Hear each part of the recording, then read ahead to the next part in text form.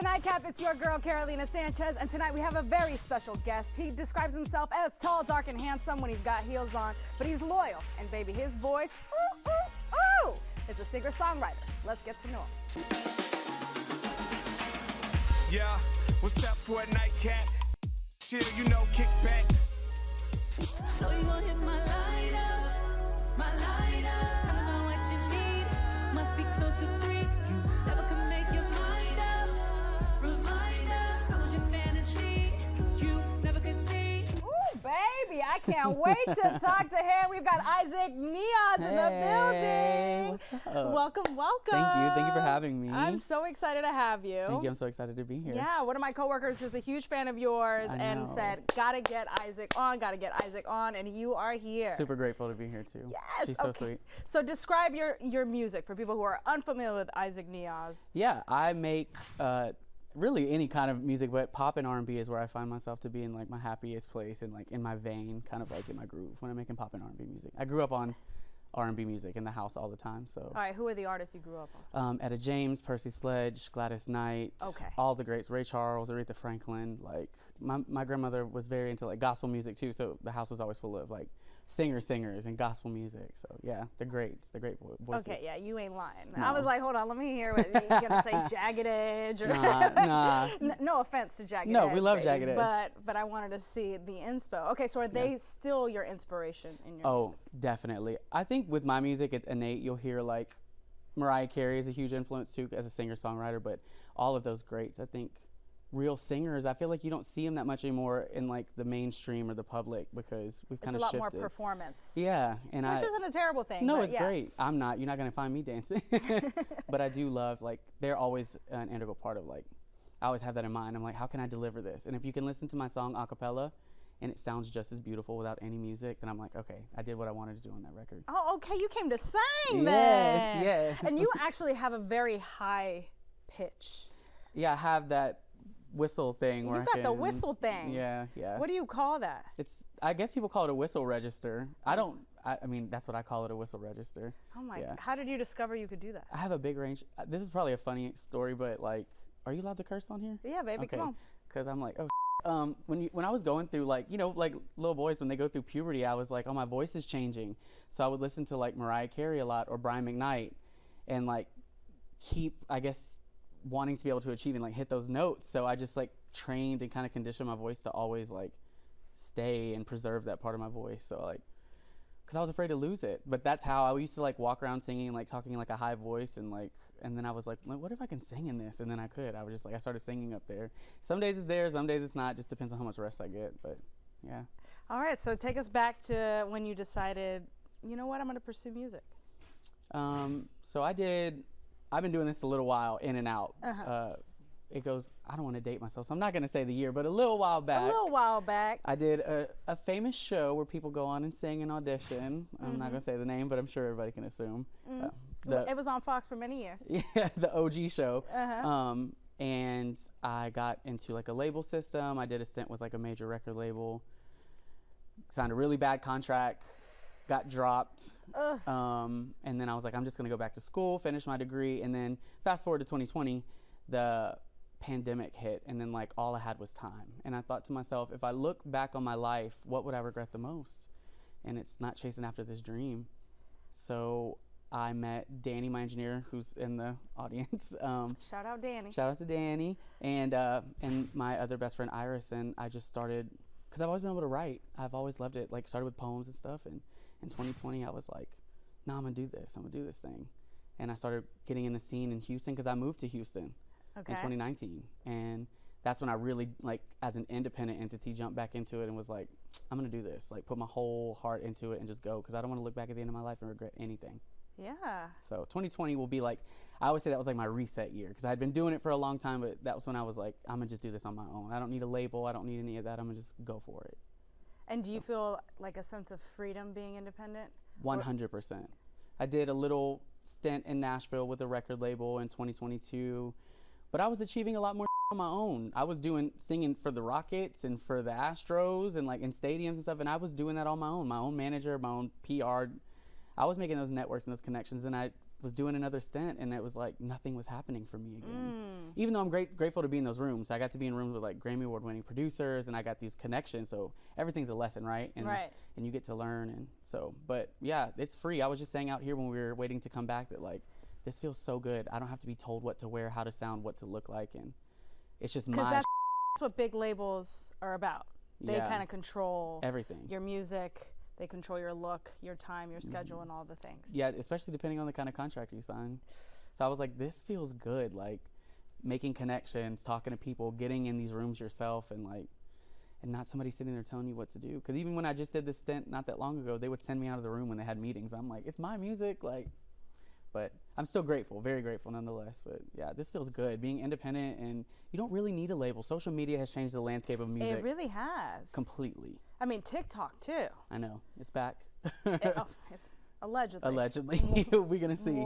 We'll see. Yeah, I mean, it's crazy. A video can go viral and your life can change overnight, like that. It takes one song to change your life, and for opportunities. So I keep my head down. You know, I still work a full-time job and do this. Oh, so the passion's there, baby. Oh yeah. Okay, well, I want to hear what projects you're working on and what we can expect. Okay. So you stay right there. My conversation with Isaac Niaz continues after the break.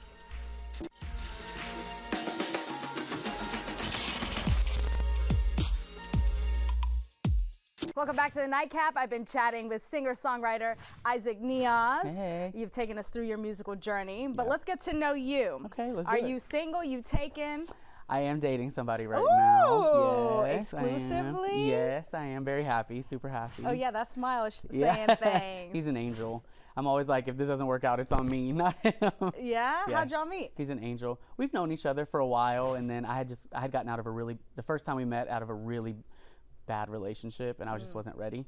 And then the universe kind of brought us back together again, like 4.5 years later, just by happenstance. And yeah, we met and talked, and I was like, wow, this is something special. So yeah, super excited. how much of this love story is like seeping into your music? You know, it's crazy. More than what I thought. I've never really gotten to write like love songs from the perspective of being in love, because I was always in some kind of relationship. So this is the first time I got to I wrote a song, it's out, it's called Love Like This. It's like a 1950s, like my inspirations we were talking about, right? Right. So like, I don't know, getting to have that good love in your life for the first time is a totally different thing, and learning how to receive that. So it's cool, like the kind of music I can make now, experiencing this for the first time in my life. So speak more on that, about receiving good love. It's hard. You don't realize until you meet somebody good. This is like a metaphor, but you know, like when you shine a light in a room full of cockroaches, how they kind of scatter? Like when somebody is so innately good and they shine their light on you, it's shining the light on all the dark too. And you're like, yo, I got so much stuff that I still got to work through and heal, because at first I was not really receptive to letting this person love me the way that I deserve to be loved. And I kind of rejected it because I'm used to settling for what I thought was love. So receiving good love it's actually hard. It's really hard, but it's beautiful when you get to let that person in and get to know all the makings of you. So is this your first time being in love? It's my first time being in love with with the good love. Yeah. A healthy love. A yeah. healthy good love. I was in love before, I think. I thought it was. I don't know. See, that think tells me maybe not. I don't know. It was 4 years of maybe, but I feel like, yeah, like this is like good love. It feels different. They're like your best friend, like your confidant. You can go to bed at night. You don't have to worry. Like, I don't know. You know, people are always like, what's on their phone and all that kind of stuff. I don't think about that. I don't even question it. Like, my best friends would always tell me, they're like, when you know, you're just gonna know. And I know. It's like, this feels right. And so, how has your music changed, would you say? Like, was your music darker with that former relationship, or did you not even explore the topic of love? I did. Majority of my songs are they're love songs, but it's just the perspective of how you write it now. They weren't necessarily darker. I do have some sad songs that I put out, but like, it was more of what my idea of love was when I wrote those other songs, and now it's like, oh, this is what it feels like. So, but I do have some cuts that are sad and that feel like what I needed when I needed to release that. It builds up, and you're the only person holding on to it, and music gives me the way to like put it in there, and then it's not mine anymore when I put it out in the world. It belongs to the world, and everyone can decide what they want to do with it and how they interpret it. So that's what I was going to ask you. Who is your audience? Like, what exactly do you want them feeling? What do you want them to experience when they listen to Isaac Niaz?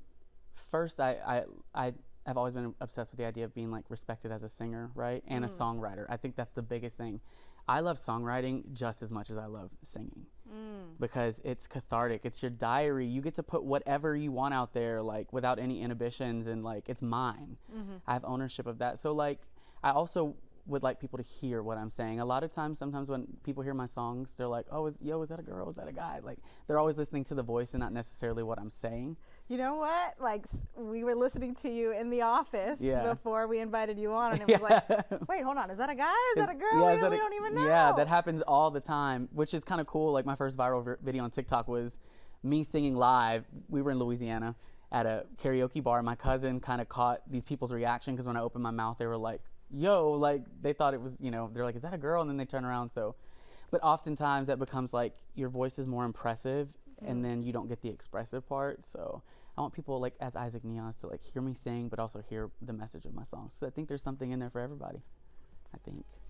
Baby, you trying to make it. Yeah. Yeah. All right, well, coming up next, we're going to hear all about what he's got going on in 2025 and about his music. So you stay right there. More with Isaac Niaz after the break.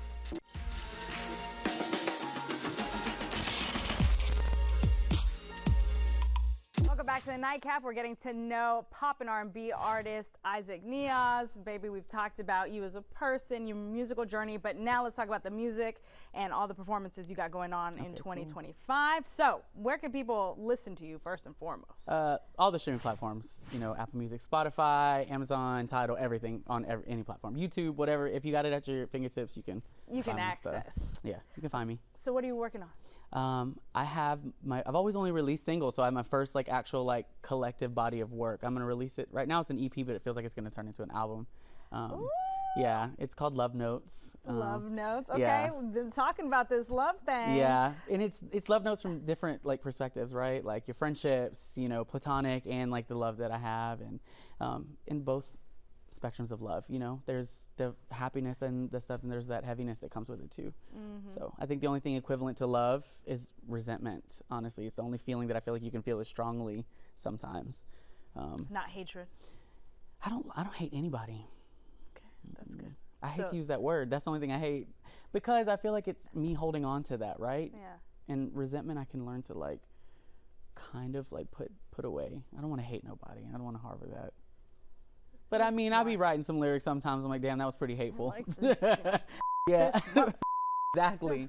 Like, man, that. But I try not to, because what energy am I exerting if I'm doing that? I don't know. Sometimes people want a song like that, though, right? Baby. Because I be screaming them in the car, like, whatever. I'm like, yeah. Yeah. Yeah. Okay, so what about performances? Because is the album out yet? No. Love Notes is on its way. It's might on its be an way. EP, might be an album. Yeah. Okay, I'm gonna hold you accountable. When are we looking? Yes, I love that accountability. I'm hoping to have it out by May. That's my goal. Okay, like, May. I'm push a couple more singles out, because I just released a single before this one, and I want to push a couple more singles out, and then I really want to tour the project like bad. I want to do like some local cities. I'd love to go to Louisiana, back to my roots over there in Lafayette, New Orleans, and do some shows over there. The House of Blues, I love the venue, the House of Blues. So done it before, I want to do that again. So hopefully we'll have some tour dates for the summer and some things like that. So I'm gonna check this video back and remember you told me you're gonna hold me accountable. Oh yeah, no, we're gonna be talking to the engineer. Like, hold up, what's happening here? Yeah, what happened? It's like, and don't be breaking up now, all right? No, I don't want to. No, okay, no. We gotta keep this breakups are great for the pen though. I'm not speaking that. Sorry, babe, if you see this, but I'm gonna break up with you for the album and be right back. Yeah. Be right back. Plus, also with the project, I have a bunch of other Houston artists that are gonna be on it. Oh yeah. I've worked with Emilio. Okay. Coochie, yeah, that's my boy. I love Emilio. I don't know if you know who Nate Drop is. I've worked with Nate, several other like Houston artists. Emilio's gonna be back on this project. We're working on something right now, so yeah, I'm excited. I wanted to put like a bunch of Houston artists on this EP. Do you feel like there's a lot of underrated Houston talent? Hell yes, I say it all the time. Houston, which I love. Houston is a hip hop city. I love hip hop. Like, I love rap. I really do. I'm not a rapper, obviously, but I love it. But like for like singers, like I feel like pop singers and people in that vein, I feel like it's kind of a little, because it leans so heavy in hip hop. But I mean, anything's possible. But I do think there's a lot of underrated like artists and singers in this city that like I would love to see like on a bigger platform. So I've been kind of collecting them, Yeah. like Pokemon, and putting them on this EP. Yeah, it's exciting. I've never done that before. Like, I've stepped out and working with some new artists from here that I've never worked with before. That's awesome. And it was like organic how we ran into each other. Like, ran into one of them at Post, and one of them, you know, at like Voodoo Queen, which is my favorite spot in Edo. But like, so it's really cool. Like, I've just been kind of collecting them and throwing them on this EP. Oh, So perfect. love notes from everybody. Okay, Yeah. coming out in May. Yes, coming out in May. Okay, so coming up next, you're going to be performing Hush. Yes. Tell me a little bit about that. It feels very sexy. It is. It's such a sexy song. It's like, you know, I feel like it's so sexy, but it's like my first song I haven't written without a curse word in it. I don't know. My engineer Danny and I were sitting in the studio and I was like, I want to make a pop record. A lot of times when I do a record with him, I'll just go in with a small melody and I have the song written, and then we'll just build the song. Everything is built right there, me and him. And I was like, I want to do something that's like really pretty and airy and like sexy and sensual, but like also like I got them chops, like I can sing, you know? So, and it came from a place of like just, it's actually not from my relationship. It's from a past experience from back in the day We ain't gotta explore that. with somebody that was, I don't know how deep I can go into stuff. Go but it ahead. was somebody who wasn't out yet. Oh, and, closeted. Somebody that was on the DL. I wasn't out yet either. Oh, they were on the DL. Yeah, and then it was like an experience that kind of happened. Are they still on the DL? Yeah, go. Did they have a beard? Yeah, go. Are they married to a beard? I forgot. Juicy, you're gonna have to come back for Yeah. another episode, baby. We'll talk about that. We've explored that on the show a few times. Yeah, I forgot about that till I got on the internet the other day and I saw and I was like, damn, What a time. what a time. Okay. But yeah. So, have you ever listened to yourself while you're making love? Hell no. No. I would be so embarrassed. No, I Has can't. anybody told you that they listen to yourself when they're making love? Yes. And I'm like, why? Like, you don't think, like, why? Why would you do that? I mean, I want people to. Like, the last single, How Bad, it's a song called How Bad It's Sexy. It's meant to be like that. But when it's people I know telling me that, I'm like, that's not weird. You don't feel like your homeboy's in Like the room I'm with in you? the room with Yeah. you. I'm like, wait, no. I have never. I could not. I would be so haunted. No, I can't do that. Okay, I mean, maybe your boo thing's gonna ask for it coming up. Well, he can ask. It ain't happening.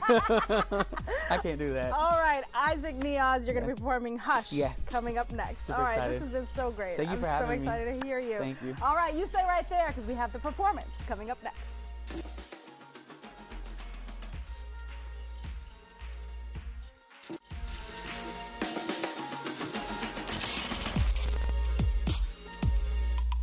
Welcome back to the Nightcap. Now it's time for the moment you've been waiting for, the performance, which is the television debut of Hush by Isaac Niaz.